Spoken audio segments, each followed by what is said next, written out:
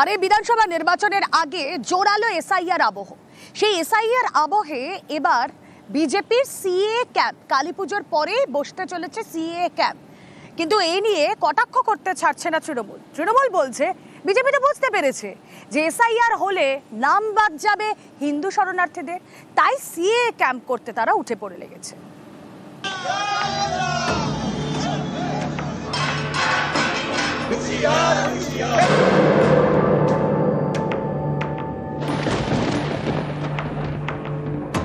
Ideologically we are committed যে বাংলাদেশ থেকে আসা হিন্দুদের আমরা নাগরিকত্ব দেব, সিএ এর মাধ্যমে তারা নাগরিকত্ব পাবে। এফআইআর করলে কার্যত হাজারে হাজারে লাখো লাখো মানুষের নাম বাদ যাবে, তাদের মধ্যে অজস্র হিন্দু শরণার্থীর নাম বাদ যাবে। আতঙ্কিত বিজেপি এখন সিএ এর গাজর ঝুলিয়ে ওরা কোন রকমের ভোট বৈতরণী পার হতে চায়।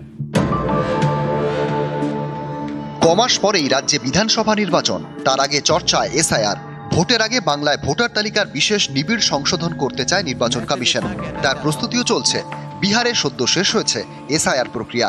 ভোটার তালিকা থেকে বাদ গিয়েছে প্রায় ৬৯ লক্ষ নাম। এমন পরিস্থিতিতে বাংলায় এসআইআর ঘিরে হাওয়া গরম। তারই মধ্যে বিজেপির মুখে ফের সিএ এর কথা। কালীপুজোর পরই রাজ্য জুড়ে সিএ এর ক্যাম্প করবে পদ্ম শিবির।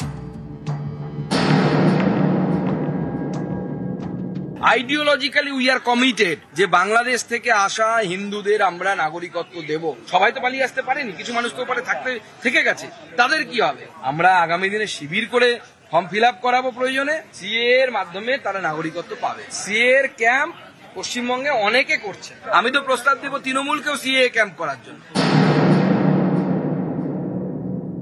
এফআইআর করলে কার্যত হাজারে হাজারে লাখো লাখো মানুষের নাম বাদ যাবে, তাদের মধ্যে অজস্র হিন্দু শরণার্থীর নাম বাদ যাবে, এবং সেই মানুষের ভোটেই বিজেপির ভোট ব্যাংক স্ফীত। অর্থাৎ আতঙ্কিত বিজেপি এখন সিএ এর গাজর ঝুলিয়ে ওরা কোন রকমের ভোট বৈতরণী পার হতে চায়। ভোটের আগে বাংলায় যখন এসআইআর ঘিরে প্রস্তুতি তুঙ্গে, তখন বিজেপির সিএ বার্তা ঘিরে ফের রাজনীতির হাওয়া গরম। নিউজ 18 বাংলা।